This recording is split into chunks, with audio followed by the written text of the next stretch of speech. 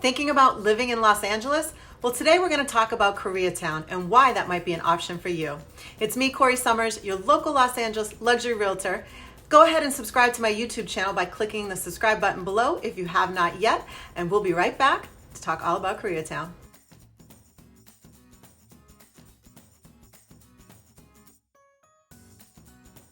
Thanks for tuning in. It's me, Corrie Sommers, your local Los Angeles luxury realtor. Today we're going to be discussing the area in Los Angeles known as Koreatown. If you're considering moving to Los Angeles or just living in Los Angeles, this might be the spot for you.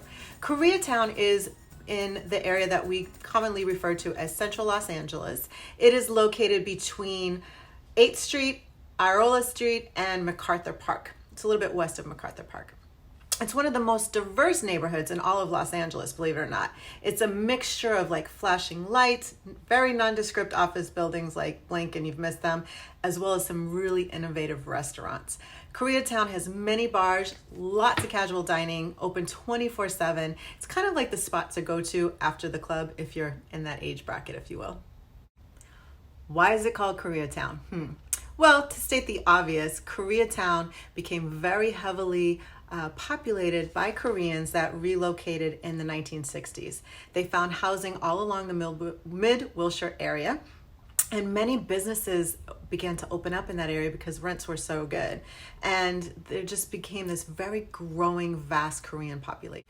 Now, despite the name Koreatown kind of invoking like an ethnic enclave, the community is very complex and has an impact on areas outside of traditional boundaries.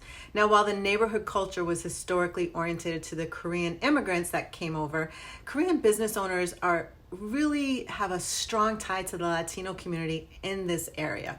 The community is highly diverse, and half the residents are Latino, in fact, more than Korean, and about a third are Asian. 2/3 of the residents of Koreatown were actually born outside of the United States, and this is a pretty high figure compared to the rest of Los Angeles. In 1882, the United States and Korea formed the United States-Korea Treaty of 1882. This basically ended Korea's self-imposed exile in the world, if you will. And after that, a slow trickle of exiled social reformers started making their way to the San Francisco area. In the early 1900s, the Korean immigrants began to leave San Francisco and come down to Los Angeles. And this is where they started to create communities based around a Korean ethnic church. Notable philosopher, activist, and political dissident Chang Ho-hun and his wife, Hae Ryeon. And first of all, anyone watching this, I apologize. I am not good with these enunciations, so please do not be offended, okay? I'm just doing my best. But they became the first married Korean couple to come to America in 1902. The first Korean community was actually Bunker Hill, and this is where the Methodist Mission Church was in addition to Chang Ho-ha's family home. By 1930s, approximately 650 Koreans resided in Los Angeles. They established churches, restaurants, community organizations, businesses. Mostly at that time, it was businesses that were centered around fruits, vegetables, food, right? Your grocery stores and those little shops.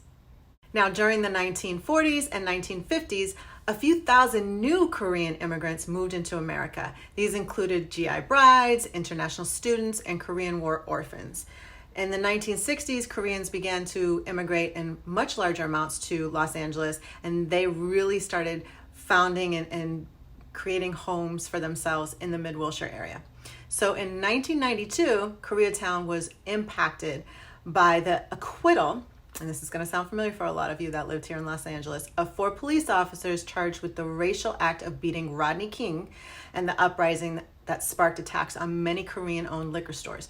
Now, for those of you watching, I don't know how many of you lived in Los Angeles at the time. I lived here, and it was a dramatic, horrible event that took place. It impacted everybody.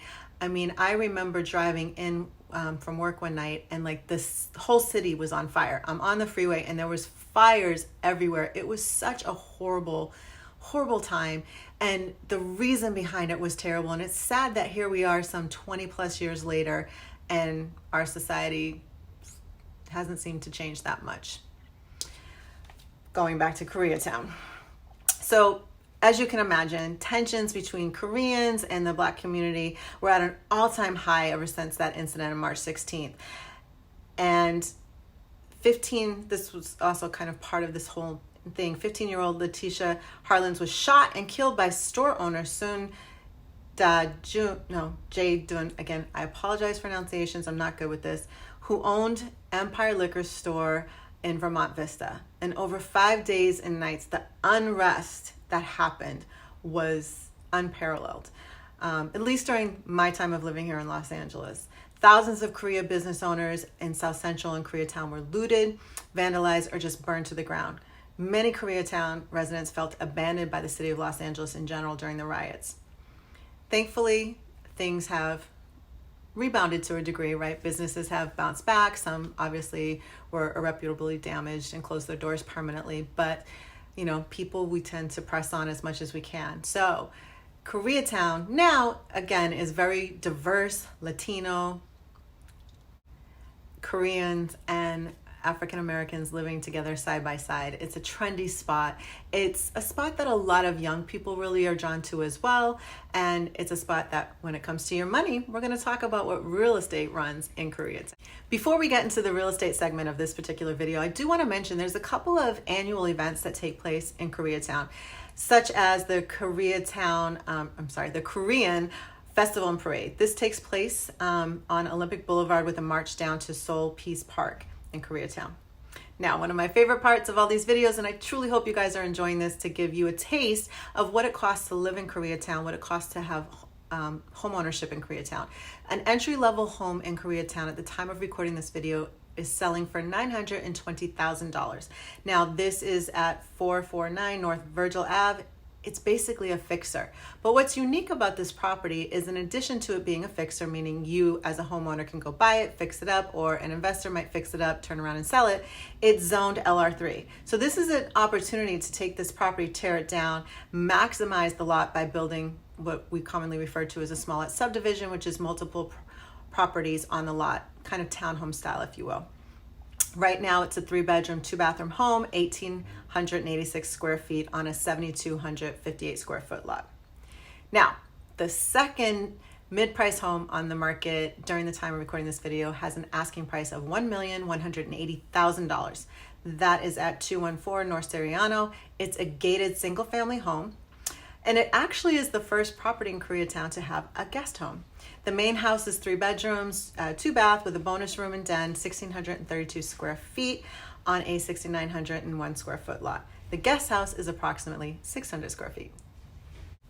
Now, lastly, the highest priced property on the market at the time of recording this video has an asking price of $1,675,000. This is located on Gramercy. It's actually a duplex. One unit is a 3-bedroom and the second unit is a 1-bedroom, and it's been upgraded over the last 10 years. So if you're someone that's thinking, I haven't bought a home before, what's the best move? How can I be an investor and a homeowner? Duplexes and triplexes are really great ways to go, and this is a good example of something that you can find in Koreatown.